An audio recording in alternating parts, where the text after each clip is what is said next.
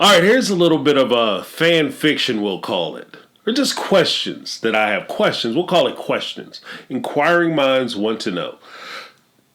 There's something funny about the way Kody, Meri, and Robyn talk about Robyn coming into the family. Something funny about it. Just doesn't sit right to me. According to Meri and Kody, they just happen to be over at a friend's house for a party or a gathering, and they run into Robyn. They start talking. They start having a conversation. Then all of a sudden, Kody and Meri are so amazed at the conversation that they had with Robyn that all of a sudden Kody leaves and they stay up all night just talking about how awesome Robyn is. And Meri says, "You ought to go for that." Meaning that he ought to start talking to her, possibly courting her so he can marry her and bring her into the family.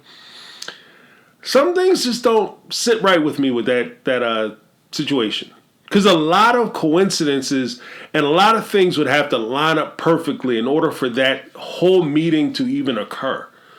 Like, for instance, if by chance Kody had went to his friend's house, Robyn's cousin, if he would have went to that person's house and he had a different wife with him, he had Christine, there's no way in the world. Christine might have had a whole conversation with Robyn, but she never would have walked out of that party and said, "Hey, you need to call her because she could possibly be another sister wife."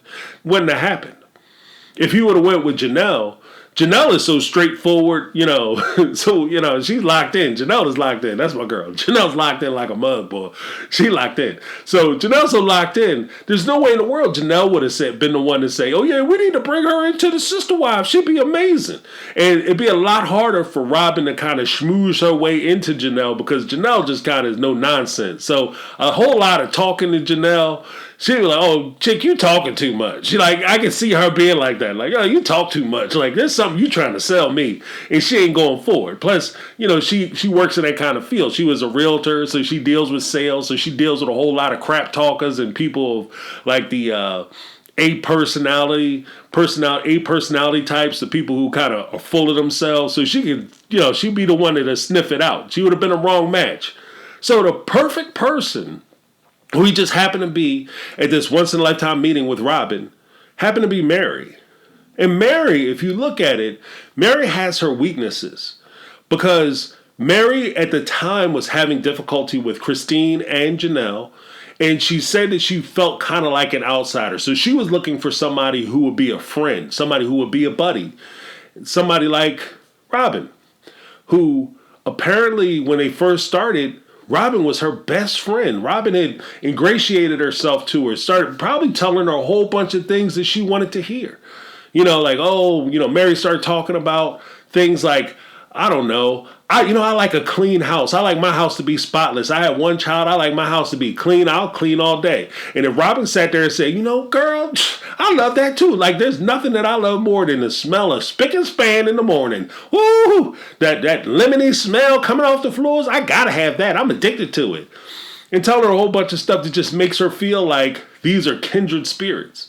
And how does these kindred spirits sometimes meet? It kind of follows if anybody's ever read any books on how con artists work or how cons are formulated, there are certain points that actually fall into the con artist tips or traits. Like the first thing in this particular con, I would call Kody is what you might call the roper or the steerer. He's the person who's going to select the mark. Who's the mark? Meri's the mark. Meri's going to be the victim of the con in this particular situation. So the job of the roper or the steerer is to select the appropriate mark. Of his three wives, again, Meri is the appropriate mark of the three wives because she's the person who is most vulnerable and probably most amenable to the idea that this is something she wanted to do. Now, what makes her, like I said, what made her amenable? She was having difficulties with Christine, having difficulties with Janelle. She felt like she was by herself. She's looking for a friend. Hey, she's lonely. She's also strong enough and independent enough where she won't call Janelle or Christine and ask for their input. Even if Christine was all about the idea of possibly bringing in a sister wife, she would have called back and possibly asked for guidance from Janelle or Meri. Same thing with Janelle, definitely. She would call back, hey, we met this wonderful girl. And she would have went back and she would have blah, blah, blah, blah, blah, and asked for their input and included them because those are the rules. And Janelle is very on to the rules. And so that would have ruined things. So you have somebody who's independent in Meri who won't go back and ask. And if she feels like she's getting over, very well may keep a secret and very well may steer things in a certain direction. So you have that. Then Robyn, she would be the convincer. She's the one who comes, or the inside man. She's the one who is going to actually sell the con. So what you do is Robyn and Kody, they meet prior to the incident where the three of them are supposedly met at this party that was Robyn's cousin's house or whatever. So they meet. And this is described that Robyn actually saw Kody prior to that meeting. According to Robyn, she said she saw Kody at her cousin Reba's church, and by seeing Kody, she felt this striking lightning that went through her, and this, it was like love at first sight, this whole romanticism, right? And Kody had even said, yeah, well, when I first saw Robyn, I kind of thought she was she looked like a soccer mom with her minivan and her 3 kids. And I was like, oh, no way. So there's inclination that the two of them had already met prior to this party. Now, if they met prior to the party, what would the roper, the steerer, say to the inside man? He gives them information. Here's something you should know about Meri. Meri is lonely. She feels like she needs a friend. So if you latch onto her, you act like you're her friend. Here are things that she likes. Here are things that she dislikes. All Robyn has to do at that point is mirror Meri. And that's how you feel like you're a kindred spirit. You come in, you mirror the person that you're talking to. You guys seem like, oh, wow, this person is amazing. They think just like I think. We're like soul friends. We're soul sisters. And then all of a sudden you feel like you have this tight bond with this person that you don't really know. And here's the kicker.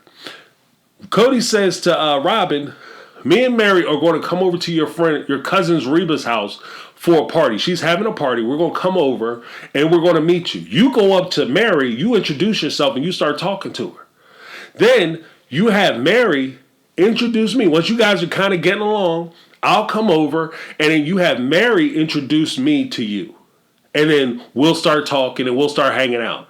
And then at that point, Kody is going back and he's saying to Meri, oh yeah, she was really cool. She was really amazing. She was really cool. Then while they're driving and they're up all night talking about how wonderful Robyn is, ding, Meri has an idea. Why don't we bring her into the family? Maybe she's somebody you would be interested in courting. Because I'm looking out for me and I'm about to have a best friend because we're soul sisters. Right? And then Kody goes back and says, yeah, we could really work this out. This would be really great. And all of a sudden, but we can't tell the other wives. We'll keep this between the two of us. And Meri thinking she's about to win. Yeah, we'll do that. See, by that time, he has her so deep in the con, she starts to think it's her idea. So later on, when she starts to have any distrust or misgivings or whatever concerning Robyn, then all of a sudden he can spin it around and say, it was your idea. You're the one that introduced me to her. You're the one that first started talking about sister wives and bringing her in as a sister wife. Now all of a sudden you change your mind, something that he did when they were on their 20th anniversary dinner. Here's something else that's a little trippy to me. Because for the longest time, I couldn't get around the idea that, wow, Robyn had specifically went down and went after Kody because she knew about the show. Because according to Without a Crystal Ball and some other people online, the other YouTubers, Robyn knew about the show prior to meeting Kody. She specifically went down there because she knew that she wanted to be on the show and she wanted to meet this guy Kody and try to ensnare him into a relationship. Right? How did she know about the show? And who did she find out about the show from? Could it possibly be from Reba, her cousin? And if she knew about the show, why was she so quick to get rid of Meri, because as we recall, on the 20th wedding anniversary dinner, Meri was saying that she was having problems and misgivings with Robyn. So Robyn had probably already disconnected and stopped talking to Meri. Now, you could make the argument that she already got the one she wanted, the decision maker Kody, so therefore she didn't really find a need for Robyn or Meri anymore. But I would say this.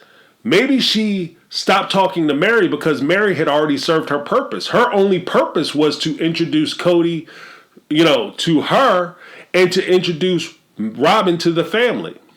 And I say that because if Kody would have said, hey, I met this cool woman, Robyn, then Meri might have put blocks up, might have put a wall up and try to stop it. If Kody definitely would have came back to the three wives and said, hey, I met this other woman and she's kind of awesome, and by himself without the support of one of the sister wives, particularly Meri, then the other two sister wives plus Meri might have turned around and said, no, we veto that whole thing. So there's a reason why it would make sense to me that he would try to get Meri to introduce the idea first or take responsibility for introducing the idea. Maybe she's in on it. I don't know. Interesting questions. But here's another part, and this is the kind of the nail in the head for me. Or the nail in the coffin, I should say. How in the world, and when I said it was serendipitous and very coincidental, if we recall, Robyn lived 5 hours away. 5 hours away. How often do you go to your cousin's house for a party 5 hours away?